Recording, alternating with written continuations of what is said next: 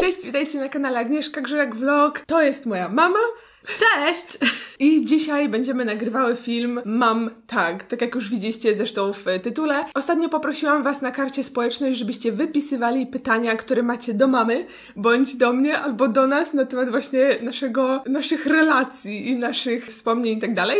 Więc tutaj na telefonie mam już pytania i no chyba przejdźmy, nie? Jestem ciekawa, co wy chcecie wiedzieć od nas, ode mnie. Ty jesteś ciekawa, czego oni są ciekawi. Tak, dokładnie. Agniesia mi nic nie powiedziała, naprawdę. Pierwszą różnicę chyba, jaką w ogóle widać między nami, to jest kolor skóry. Mama jest tego typu osobą, która opala się wiatrem. W sensie wystarczy, że wieje wiatr, który zabiera w sobie cząstki słońca i mama już jest opalona. I to jest mój standardowy kolor, a to jest standardowy kolor mamy.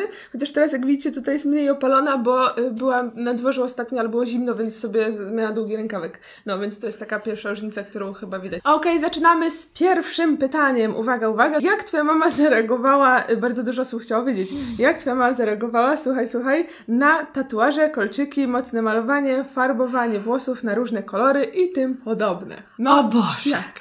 Zareagowałam właśnie tak. Agniesiu, czy to konieczne? Przecież jesteś i tak młoda i piękna. No tak, ale podoba ci się to, czy tak? To wolałabym ciebie bez makijażu. Bez tych tatuaży, tak. A, no to zaraz bez makijażu, czy bez tatuaży? Nie, bez tatuaży. Nie, makijaż jest śliczny, nie, to jest bardzo ważne, ale bez tatuaży. Można taką piękną, młodą skórę i ona jest piękna sama w sobie, tak. Bo ja właśnie też nie mam ani kolczyków, ani nie mam żadnych innych dziwnych rzeczy i czuję się z tym dobrze. Tak, więc... mama jest zupełnie łysa i nie ma żadnych kolczyków, żadnych tatuaży, naprawdę nic. O, jedyne co robisz, to farbujesz włosy. O, tak. Pytanie do ciebie i do twojej mamy. Czy często się kłóciłyście i czy były jakieś problemy w waszych relacjach? Nie, często się nie kłóciłyśmy, bo Agniesia była w domu, to ja byłam w pracy i w związku z tym nie było dużo możliwości do kłócenia się, ale relacje były oczywiście. Znaczy, no wiadomo, że się kłóciłyśmy, no bo zawsze się człowiek kłóci z rodzicami. Bo pokolenia mają swoje zdania. Nawet nie o to chodzi, tylko po prostu rodzic wymaga rzeczy od ciebie. O. Ale to nie jest a ty nie kłótnia, chcesz, żeby tylko wymagał. Ale i tak się kłóciłyśmy, no więc każdy się kłóci. My nie miałyśmy tak, że się na przykład obrażałyśmy na siebie i nie rozmawiałyśmy do siebie, albo jedna wyganiała drugą z domu. No nie. O, tak. Cisza najgorszą rzeczą. Jeżeli ludzie nie rozmawiają ze sobą, to jest to już bardzo niebezpieczny moment. Rozmawiajcie ze sobą. Dobra, kolejne pytanie. To do ciebie, pytanie do mamy. Czy Aga w wieku podstawówka, gimnazjum miała jakieś problemy, na przykład nauka sprawia jej problemy, albo coś pomiędzy koleżankami? I chodzi o taką sytuację, która zapadła ci w pamięć. Problemów z nauką Agniesia nie miała, ale miała problem, że koleżanka gdzieś ją wyprowadzała na manowce. Tak? Gdzie żeście kiedyś z Karoliną wyszły daleko w świat i strasznie się denerwowałyśmy. No tak. I już rodzice szukali. I pamiętam, że to chyba mogła być taka sytuacja, gdzie my miałyśmy rolki i gdzieś na tych rolkach pojechałyśmy i po prostu jakoś się zasiedziałyśmy gdzieś, ale to nie jest tak, i wtedy nie było jeszcze tak tych telefonów i tych kontaktów i po prostu było totalnie denerwująca sytuacja. Czyli to musiała być jakoś wczesna podstawówka, jeżeli nie było telefonów. Ale to rzeczywiście, bo wyobraźcie sobie sytuację rzeczywiście, że rodzice nie mogli do was zadzwonić i dowiedzieć się, gdzie jesteś. To mamy zapadło w pamięć. A właśnie, ja chciałam powiedzieć, że a propos tego, że tam problemy w szkole, no to rzeczywiście nie miałam gdyby takich problemów w szkole, żeby tam cię wzywali do szkoły i tam, że Agniesia coś tam, rzęsę. Ale z drugiej strony też pamiętam, że nie uczyłam się za dobrze. W sensie nie miałam, nie byłam piątkową uczennicą, tylko raczej tak, że 4, 5 może z jakiegoś takiego fajnego przedmiotu, który lubiłam, ale na przykład z matmy 2. Jeździłam na 2. Ale ważne jest to, że zdawałaś i ważne jest to, że tam, gdzie się czułaś zainteresowana tym, to zgłębiałaś. Szkoda, że mi nie mówiłaś tego, jak byłam w szkole. Mały challenge, żeby każda z was powiedziała, co lubi w drugiej. A może to być cecha charakteru albo coś z wyglądu. Ja cenię w tobie charakter taki, że jak coś masz do powiedzenia, to powiesz i nie trzymasz tego. Tylko to jest ważne, że ja wiem, gdzie stoję. Najgorzej, jak człowiek tak chwali, głaska i jest nieautentyczny. A ty jesteś autentyczna i to mnie bardzo, bardzo buduje i uważam, że innym tak samo przekazujesz właśnie swoją autentyczność i to jest twoja siła. Bo ja lubię takie oczywiste sytuacje. Jestem trochę jak facet. No, na przykład ja nie lubię, jak ktoś coś trzyma gdzieś w środku i ty się musisz domyślać. No, właśnie. I jeżeli chodzi o ciebie, to bardzo mi się podoba to, jak podchodzisz do świata. W sensie, że bardzo cieszę się, że mama mi to przekazała, że trzeba być odważnym w życiu. Mama zawsze mi mówiła, mówiła, słuchajcie, to jest taka super rada, do odważnych świat należy. Jeżeli coś chcecie, jeżeli o czymś marzycie i do czegoś dążycie, to po prostu trzeba być odważnym, podjąć się tego, zrobić to i się nie bać. Dobra, lecimy dalej. Dobra, mamo, pierwsze słowo Agnieszki w dzieciństwie. Czy pamiętasz? Nie pamiętam. Nie pamiętam. No to drugie. No, nie wiem, a jakieś słowo, które ci zapadło w pamięć? Jakieś takie wczesne? No nie wiem.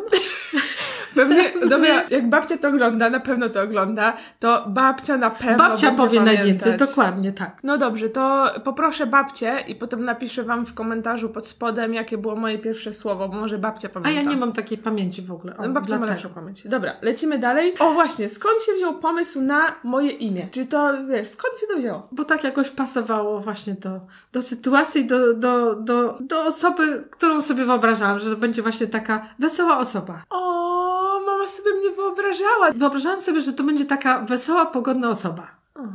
Udało się, mama. I teraz dla was mała ciekawostka. Jak wygląda mama w okularach? Mama nosi okulary, ale to tylko chyba do czytania, nie? Do czytania.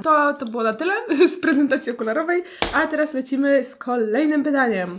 To chyba jest do mnie pytanie w ogóle. Zawsze mówisz o mamie, a co z tatą? Więc tak, jak każdy, słuchajcie, mam tatę. Tyle, że moi rodzice się rozwiedli jak miałam 4 lata i po prostu nie pamiętam mieszkania z tatą, więc zawsze mieszkałyśmy z mamą i z bratem, ale nigdy mi niczego nie brakowało w życiu, w sensie nie czułam, że potrzebuję taty i w ogóle dziękuję Ci bardzo, mamo, za to, bo byłaś mamą, tatą i tatą, tak? Ale mam kontakt z moim tatą, dlatego że ta babcia, która ogląda moje filmy i zawsze o tym mówię i komentuje mi filmy pod spodem, to jest właśnie mama mojego taty. I właśnie z tymi dziadkami od strony taty, wiem, że to skomplikowane, ale z dziadkami od strony taty mamy gdyby o wiele lepszy kontakt, bo tak jak mama wcześniej wspomniała, babcia pomagała mnie wychowywać, jak mama pracowała. I mimo tego, że moi rodzice się rozstali, to jak gdyby ci dziadkowie od strony taty, tak czy siak, cały czas byli blisko i cały czas do nich przychodziłyśmy na obiady i w ogóle i są to po prostu najlepsi dziadkowie na świecie. O!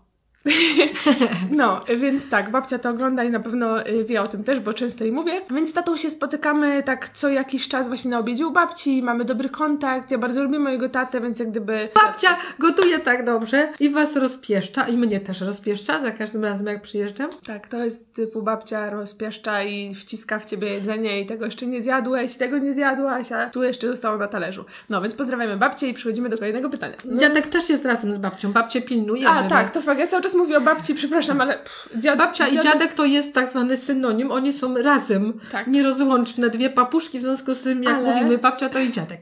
Ale mówię o babci głównie dlatego, że to babcia zawsze siedzi na tablecie i ona to wszystko przegląda, komentuje i tam lajkuje, a dziadek nie za bardzo w tym kuma, ale też ogląda filmy z babcią, więc tak, dziadku też pozdrawiamy. O, co sądzisz o YouTubie i mediach społecznościowych? Sądzę, że jest to super wynalazek tych czasów. Bardzo dużo korzystam z YouTube'a, na przykład również ucząc się, jak coś zrobić, czego nie kumam. I jak się do tego zastosuję, to właśnie jest mój sukces. I się cieszę. Wow! Jeżeli myśleliście, że ja dużo gadam i ja się rozgaduję, to mama gada więcej. I naprawdę, jak się rozmawia z mamą i tak chce się szybko coś załatwić, to się nie da. Więc jedziemy z kolejnym pytaniem. Dobra, teraz będzie dużo pytań. Czy twoja mama jest zadowolona z faktu, że jesteś youtuberką? Oczywiście, bardzo. No, bardzo miło. Gdzie urodziła się twoja mama? W Warszawie. Tak jak ja. I tak jak babcia. I tak jak dziadek. Tak jak babcia, mama, dziadek, wszyscy, tata. Właśnie, tata też w Warszawie urodzony. Kto jest bardziej oszczędny? Kto jest bardziej oszczędny? Ja czy ty? Chyba ja. Chyba ty, no. Kto jest bardziej miły? To jest takie dziwne pytanie. Ojej. Bo każdy jest miły na swój sposób. Kto się szybciej denerwuje? Kto się szybciej wkurza? Ja.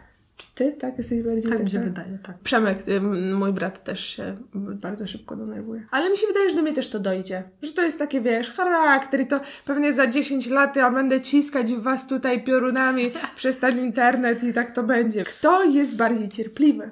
Ja. Możliwe. Znaczy możliwe, no bo wychowałaś 2 dzieci, więc trzeba trochę tej cierpliwości w sobie mieć. Ale trudno mi odpowiedzieć też na to pytanie, że ja nie wiedziałabym. Ale obstawiałam, że chyba ty. Chociaż ja też no nie wiem. Jesteś cierpliwa. No potrafię, no na przykład jak wiesz, robię te wszystkie małe... ale wiecie co najważniejsze, że potrafimy być cierpliwi. Kto jest bardziej wysportowany? Mama. Chyba teraz bo ona zasuwa po górach i rowerem. 50 km rowerem jeździ. Serio. I nie po szosie. I nie po szosie. A ja pamiętam, że najwięcej w moim życiu przejechałam 35 km, jak jeszcze byłam w liceum i myślałam, że umrę. A mama jedzie 50 i... Ale jest dobry rower, jest no, trening. trening. dobra, czyli mama. Ale ważne, żeby Mama. się ruszać. Ważne, żeby się ruszać. Kto jest bardziej opiekuńczy? Babcia? I wszystko to babcię biedną. No nie wiem, ale chyba ty też, no bo ty jesteś mamą. No właśnie, o to chodzi. To Mama przychodzi jest z wiekiem. mamą. No ja będę też kiedyś opiekuńcza. Tak, dokładnie. Tak, będę. I teraz mają być szybkie strzały, czyli już bez żadnego rozgadywania się. Koty czy psy? Psy. Ja koty. YouTube czy Instagram? YouTube. Ja też YouTube. Lato czy zima? Lato. Lato. O, proszę, myślałam, że jednak zima. I to chyba do mnie, ale też może odpowiedzieć. Japonia czy zestawy Japana zjadam? Zastanawiam się, bo jeżeli miałam do końca życia albo siedzieć w Japonii, albo robić zestawy Japana zjadam, to chyba wolałabym siedzieć w Japonii, bo tam są zestawy Japana zjadam. A ty wolisz Japonię czy zestawy Japonię, zdecydowanie. Live. Ja nie mam tyle cierpliwości do klejenia tych drobiazgów. O, przepraszam, Magniesia Co? więcej ma cierpliwości. Yes! Yes! Widzisz? Ja bym tego nie umiała tak godzinami. To te maleńkie rzeczy sklejać i malować. Miałaś się nie rozgadywać. Czy jako dziecko byłam spokojna czy zwariowana? Bardziej zwariowana. Taki urwisek. Bardziej niż teraz? Czyli taka... Nie. Bardzo lubiłaś śpiewać i cały czas pamiętam, że to wkurzało Przemka, czyli braciszka, Tak. bo Agniesia wszystko po prostu, co robiła, co widziała, to przekładała na pioseneczki. I wszystko, co się działo wokół, to po prostu było pioseneczką komentowane. I starszego brata to bardzo denerwowało, no ale z drugiej strony się nie dziwię. I stała przy oknie i tam i tam jest pani. Już! Jakby pani mama, jakbyś zareagowała, jakbyś się dowiedziała, że jestem w ciąży? Bym się ucieszyła. No i brawo. No to jest pytanie, jak twoja mama zareagowała na twój pierwszy tatuaż? Chyba mama nie wiedziała w ogóle o moim pierwszym Dokładnie, tatuażu. bo on był gdzieś tak ukryty pod ubraniami, a potem dopiero się okazało, że ten tatuaż jest. I Agniesia się mnie nigdy nie pytała o to, czy Nie. będzie chciała mieć kolczyki, czy będzie miała makijaż, czy Ale- będzie farbowała włosy. Tak. Po prostu decydowała. Ale to dlatego, że tatuaż robiłam, jak już miałam 18 lat, więc jak gdyby, nie musiałam się pytać mamy o zdanie. To było tak, że prawnie już mogłam sobie zrobić, więc wiedziałam, że tobie by się to nie podobało. O, po co właśnie, się miała to po co pytać? się pytać, kiedy wiedziała, że będzie B. Dobrze, to teraz jakieś takie wspólne wspomnienie z mojego dzieciństwa, które tak ci najbardziej zapadło w pamięć. Takie najlepsze, jakieś najfajniejsze. Wiem, że tego było dużo, no trudno jest tak w tylu lat wybrać coś, ale tak coś, co by ci pierwsze przyszło do głowy. Jakieś takie To, co na Krecie mi się bardzo mi się podobało, te klejenie tych różnych tych fontanienek, to oglądanie tych morskich zwierzątek, tych stworków, pierwsze próby jak gdyby i te skoki do wody i ta odwaga, którą po prostu ty wykazywałaś, wspinanie na skały, skoki do wody i zaufanie. Będzie dobrze. Czy ja się nie nauczyłam pływać na Krecie? Przypuszczam, że tak, bo odważna byłaś, po prostu odważna. Ale z drugiej strony, jak oglądałam potem te filmy, to tam się trochę spietrałam, jak wchodziłyśmy na te skałki i jednak zeszłam niżej, Ale bo się bałam. dobrze jest właśnie odczułaś, twoje wnętrze powiedziało ci do tego miejsca, a dalej jest moja granica. A właśnie, a propos w ogóle pływania i nauki pływania, to nauczyłam się pływać na Krecie, z tego co mama uważa też, że tak było, to nauczyłam się chodzić na Krymie. Taka ciekawostka. Więc w Polsce nie miałam przyłomowych skoków, więc może moje życie po prostu jest gdzieś tam w podróżach. Jak pani zareagowała na podróże córki? Stwierdziłam, że jest to moja krew, bo ja kocham podróże. Czy Aga była zbuntowaną nastolatką? Raczej tak.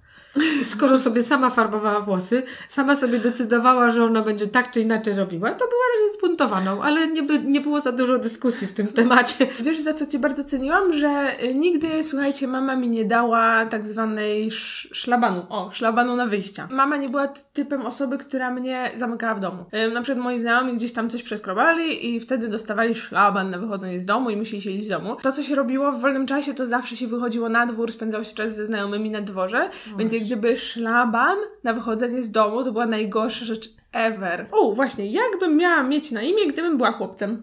O rany. Myśleliście o tym? Nie.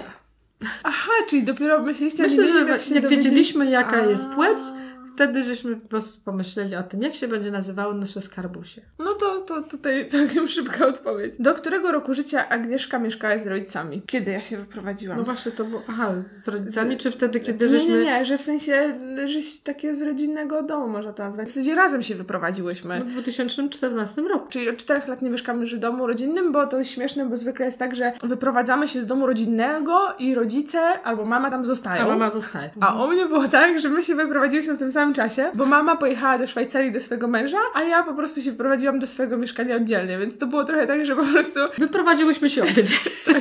z rodzinnego domu. Tylko w 2 różne miejsca. A brat się wyprowadził jeszcze wcześniej, bo jak miał chyba 21 lat, to się wyprowadził do Szkocji, więc on już z nami nie mieszkał jakiś czas, więc mieszkałyśmy potem same. No i potem się wyprowadziłyśmy. Oj, Dorka, ty się też z nami sprowadziłaś.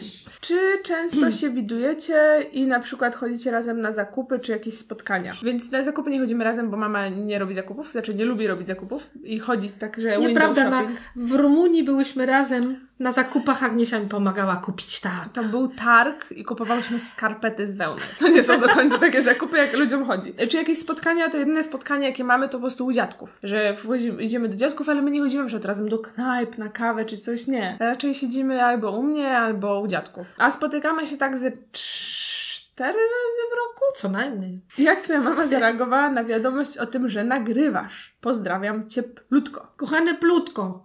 To się ucieszyłam. Pozdrawiam cieplutko. Co to jest plutko? Pozdrawiam cieplutko. A cieplutko. A ja zrozumiałam, że plutko się nazywa osoba, która do ciebie to napisała. Okej, więc...